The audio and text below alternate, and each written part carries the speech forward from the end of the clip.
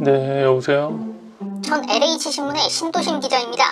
좋은 노트북들을 투기하신다는 의혹이 있는데 이에 대해서 한 말씀만 부탁드립니다. 그건 정말 오해고요. 정말 우연히 제가 그 제품을 샀는데 그냥 몰랐을 뿐이에요.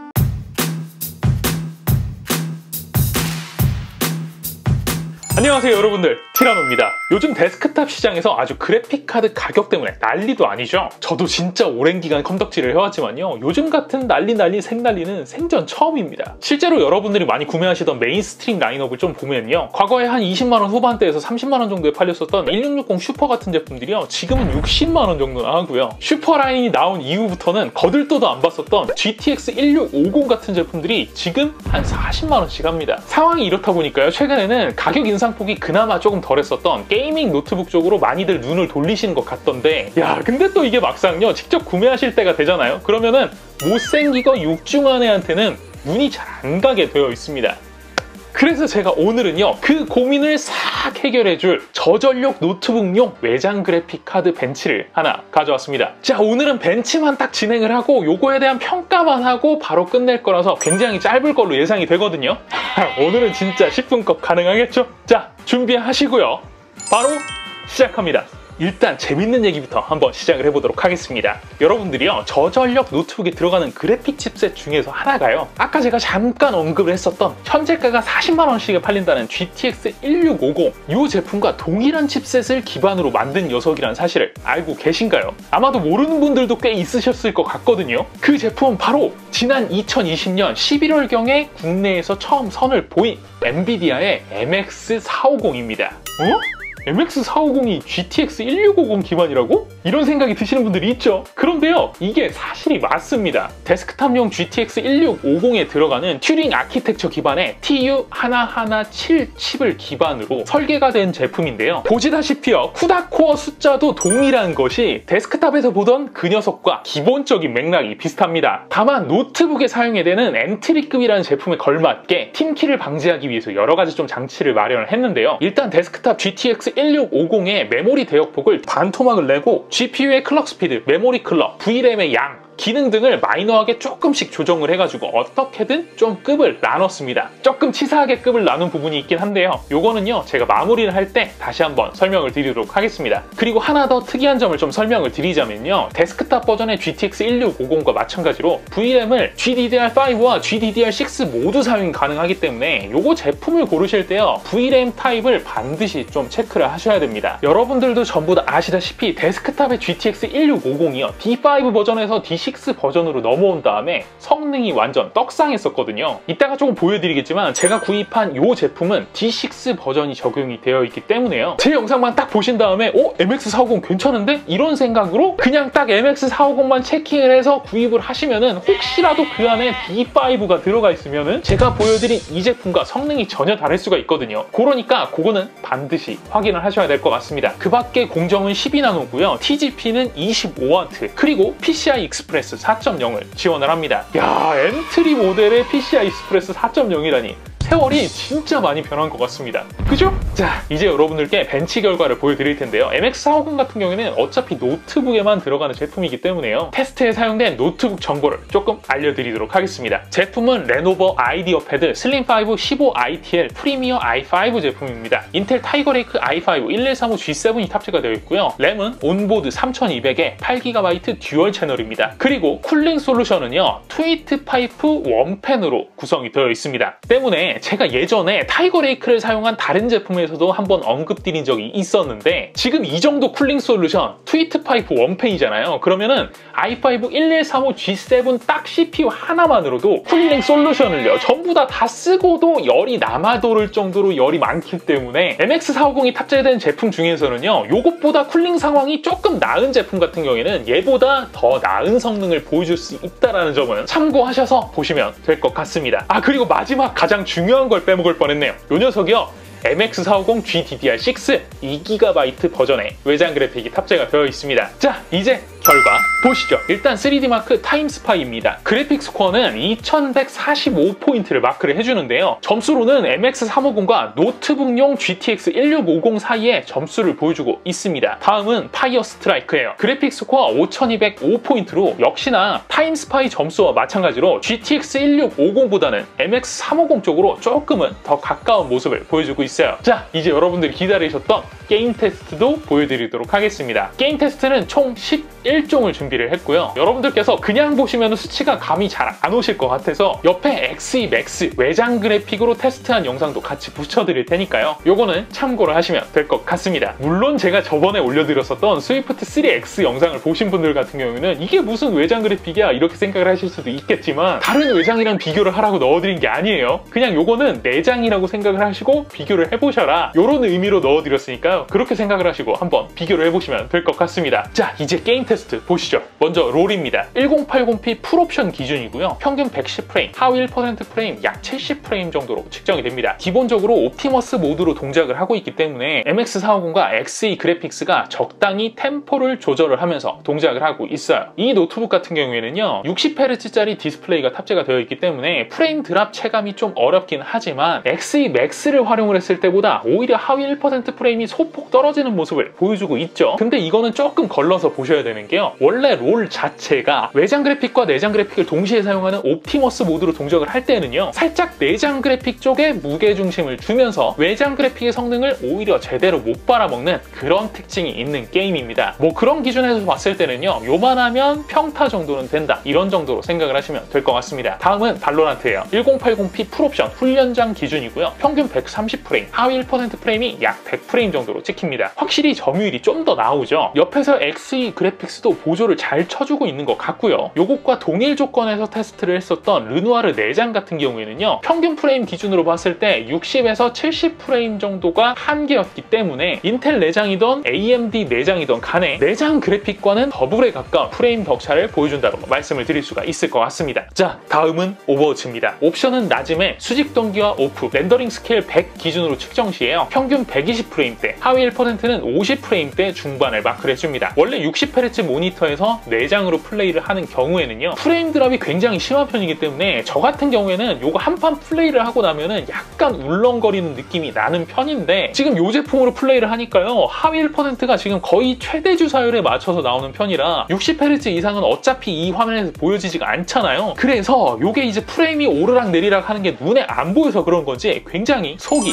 편안합니다. 물론 노트북용 GTX 1650을 옵티머스 모드에서 돌린 거에 비해서는요 약 20에서 30프레임 차이가 나는 편이기 때문에 게이밍 노트북이랑 비교를 할 거리는 아니긴 하지만요 그래도 저전력 계열 노트북에서 이 정도 퍼포먼스가 나온다. 야, 이거는 진짜 대단한 거예요. 자, 다음은 어쌔신 크리드 오디세이 보여드릴게요. 평균 프레임이 40프레임대 중반이 나오고요. 하위 1% 프레임도 30프레임대 후반을 마킹을 해줍니다. 내장 그래픽이랑 최소 2배에서 약 3배까지도 차이가 난다고 보시면 될 것 같고요. 적어도 이 타이틀만큼은 노트북용 GTX 1650과 비교를 해도 비슷한 수준으로 볼 수 있을 정도로 굉장한 퍼포먼스를 보여주고 있습니다. 다음은 레인보우 6 시즈입니다. 낮은 옵션에 1080p 렌더링 스케일 100 기준이고요. 평균 프레임이 무려 110프레임, 하위 1%가 80프레임대 후반을 찍습니다. 야, 진짜 끝내주죠? 전 솔직히요 아까 전에 점수에서 MX350이랑 비교를 했을 때 드라마틱한 차이가 없었기 때문에 성능도 MX350이랑 큰 차이가 없겠구나 이렇게 생각을 했는데요 생각보다는 퍼포먼스 차이가 꽤 많이 납니다. 디비전2도 보여드릴게요. 평균 프레임이 70프레임대 후반, 하위 1% 프레임이 40프레임대 후반을 마크를 해줍니다. 야, 디비전도요 GTX 1650이랑 차이가 많이 나질 않네요. 이전에 제가 게이밍3 리뷰를 해드릴 때 GTX 1650 Ti를 옵티머스 모드로 측정을 했을 때 평균 프레임이 80프레임대 후반, 하위 1% 프레임이 50프레임대 후반이 나왔었으니까요. 옵티머스 모드를 기준으로 했을 때 1650 Ti와 겨우 10프레임 정도밖에 차이가 나질 않습니다. 다음은 GTA5예요. 1080p 추천 제한 무시, 수직 동기화 해제, 인구 밀도, 거리 척도 등 모든 옵션에서 낮출 수 있는 한계치로 낮춘 최저 옵션이고요. 평균 프레임은 100프레임대 중반, 하위 1% 프레임이 50프레임대 중반을 보여줍니다. GTA5가요 요즘에도 여러분들께서 굉장히 많이 하는 게임은 맞긴 맞는데 이게 사실 출시 연도는 2013년도작이라서요 굉장히 오래된 게임이거든요. 뭐 물론 오래됐다라고 해서 생길 문제는 아니긴 하지만 이 게임이 유난히 하드웨어나 드라이버를 굉장히 많이 타는 게임이고요. 특히 옵티머스 모드로 동작을 하는 GPU들이 하위 100% 프레임을 봤을 때는 좀 많이 박살이 나는 편인데 요게 50프레임대라. 야, 아까부터 조금 느끼긴 했었는데요. 타이거 레이크의 내장인 XE 그래픽스랑 상당히 궁합이 괜찮은데요. 원래 스위칭 모드를 지원을 안 하는 경우에는요, 로드율이 좀 이상하다든지 아니면 불안정해서 하위 1%가 많이 불안한다든지 분명히 한 가지 증상은 좀 나오는 편이거든요. 그런데 진짜 찰떡인 느낌으로다가 굉장히 밸런스가 좋습니다. 다음은 몬스터 헌터 아이스본입니다. 1080p 최하옵 기준에서 늘 테스트하던 방식인 마을 뜀박질 기준으로 측정을 진행을 했습니다. 평균 프레임은 60프레임대 중반, 하위 1% 프레임은 40프레임대 중반이 찍힙니다. 사실 몬스터 헌터 같은 경우에는요, 전투 시에 프레임 드랍이 좀 심한 편이라서 여기 나온 프레임이 실제로 게임을 즐길 만한 수준으로 보기에는 조금 어렵긴 합니다. 하지만 그건 뭐 데스크탑에 들어가 있는 1650 슈퍼라든지 1660 슈퍼에서도 아쉽긴 마찬가지였었거든요. 그렇기 때문에 그냥 몬스터 헌터 같은 경우에는요, 내장 그래픽과 비교 시 약 50% 이상 성능 차이가 발생이 된다, 뭐 이런 정도로 만족을 하면 되지 않을까 싶습니다. 자, 진짜 많이 했는데 아직도 몇 개 남았어요. 다음은 레드데드 리뎀션 2를 보여드리도록 하겠습니다. 이건 진짜 좀 테스트하기가 힘들었었는데 이 게임은요, VRAM 할당을 넘어서는 아예 세팅을 한 다음에 저장 자체가 안 되게끔 막아져 있어요. 이걸 보고 좀 생각을 해보니까 대부분의 노트북 같은 경우에는 내장 그래픽을 이용을 하잖아요. 그렇기 때문에 그때그때 시스템 램에서 리소스를 땡겨오는 방식이고, 게이밍 노트북에서는 4GB 정도가 들어가 있기 때문에 이게 이제 VRAM 용량이 문제될 만한 소지는 사실 별로 없었거든요. 그런데 2GB라는 VRAM 용량이 상당히 타이트한 거는 맞는 것 같습니다. 사실 이거의 바로 전 버전인 MX350만 돼도 성능 때문에 레데리 2 뭐 이런 거는 시도조차 안 해봤었거든요. 그런데 이게 또 MX450에서는 GPU 자체만 딱 보면은 돌릴만도 하거든요. 보시다시피 강제로 옵션 파일을 조정을 해서 진입을 하게 되면은요, 아예 못할 수준은 또 아닙니다. 평균 프레임은 약 40프레임 정도, 하위 1% 프레임은 30프레임대 초반 정도가 나와주거든요. 다음은 위쳐3입니다. 최하옵 기준이고요. 평균 약 50프레임, 하위 1% 프레임이 40프레임대 중반을 마크를 해줍니다. 위쳐3에서는요, 평균 프레임은 사실 내장이랑 비교 시 드라마틱한 차이는 발생되지 않는다라고 얘기를 할 수도 있을 것 같은데요. 대신 하위 1% 프레임이 굉장히 많이 차이가 나는 편이라서 그런지요, 실제 육안으로 봤을 때는 내장과 비교 시에는요, 굉장한 차이가 느껴지는 편이고, 본격적으로 이 게임을 즐기기에는 조금 부족한 수준인 건 맞긴 한데 일단 플레이 자체는 충분히 가능하다라고 평가를 할 수 있을 것 같습니다. 자, 이제 마지막입니다. 배틀그라운드예요. 1080p 렌더링 스케일 100, 시야 103, 올 매우 낮음 산옥 기준이고요. 프레임은 무려 평균 프레임이 약 130프레임, 하위 1% 프레임은 90프레임대를 마크를 해줍니다. 이야, 끝내주지 않습니까, 여러분들? 예전에 제가 1650이랑 1650 Ti 게이밍 노트북 다루면서 몇 번 보여드리긴 했었는데, 논 옵티머스 모드인 리전 5에서 국민 옵션 기준으로 평균 프레임이 약 110프레임, 하위 1% 프레임은 20프레임대, 하이브리드 모드만 지원을 했었던 1650 Ti가 들어가 있는 레노버 게이밍 3에서는요, 국민 옵션에서 평균 90프레임대, 하위 1% 프레임은 40프레임대가 측정이 되었었거든요. 이게 메나지랑 국민 옵션으로 좀 옵션이 다른 걸 감안하더라도요, 확실히 MX450이 배그라는 게임에서는 GTX 1650과 거의 근접한 성능을 보여주는 건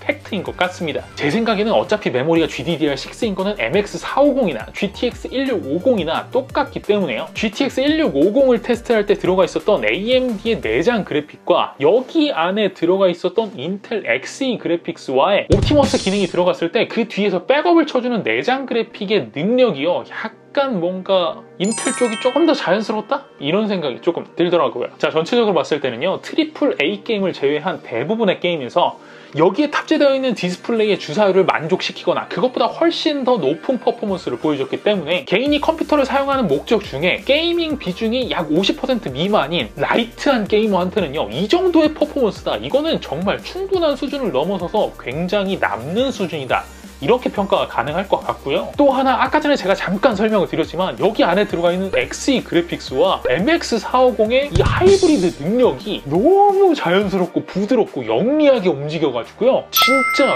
굉장히 만족스러운 수준이었어요. 사실 이 제품 게이밍 테스트가 완전히 끝나기 전에는요, 제가 초반에 말씀드렸던 것처럼 이 녀석의 쿨링 솔루션이 조금 미천한 편이잖아요. 그래가지고 과연 이게 MX450의 성능을 뽑을 수 있을 것인가, 이런 의문점이 조금 들기는 했었는데, 야, 근데 이 정도 퍼포먼스라고 한다면요, 저전력 노트북 중에서 게이밍 퍼포먼스로는 정말 만족스러운 수준이다, 더할 나위 없이 좋다, 훌륭하다, 이렇게 평가를 할 수가 있을 것 같습니다. 자, 어떻게 보셨나요? 오늘은 데스크탑의 GTX 1650과 동일한 칩셋인 TU117이 사용이 된 엔비디아의 저전력용 외장 그래픽인 MX450 D6 버전에 대해서 간단하게 알아봤습니다. 사실 기존에 있었던 MX350 그리고 GTX 1650과 비교를 했을 때 점수가 MX350과 훨씬 더 가까웠기 때문에 MX350에 근접한 성능이 나오지 않을까, 이렇게 좀 예상을 했었는데요. 그런데 몇몇 게임에서는 오히려 GTX 1650과 거의 근접한 성능을 보여주거나 아니면 거의 똑같은 성능을 보여주면서요, 확실히 지난 세대인 MX350에 비해서는요 훨씬 진보된 모습을 보여준 그런 제품이 아니었나 싶습니다. 다만 하드웨어 가속인 NVENC, NVDC를 미지원하고, 이 때문에 프리미어 프로 같은 프로그램들을 사용을 하신 분들 같은 경우에는 인코딩을 돌릴 때 이 가속을 이용하지 못하고 XE 그래픽스에 들어가 있는 그 하드웨어 가속만 사용할 수 있다는 점이 꽤나 아쉬운 부분이라고 생각이 좀 들었습니다. 근데 이 부분에 대해서 다시 좀 생각을 해보면요, 이게 사실상 모바일용 외장 그래픽 시장은 엔비디아가 독점이라고 봐도 될 정도로 굉장히 점유율이 높은 상태잖아요. 거기다 플러스 특히 저전력용 노트북에 들어가는 외장 그래픽 카드 같은 경우에는 속된 말로 그냥 엔비디아가 주는 대로 받아먹고 살아야 되는 상황이기 때문에요, 요게 뭐 아쉽다라고 해서 해결이 될 문제는 아닌 것 같기는 합니다. 이래서 여러분들 경쟁이 그렇게 중요한 겁니다. 아시겠죠? 제 개인적인 바람은요, 인텔이든 암드든 관계없으니까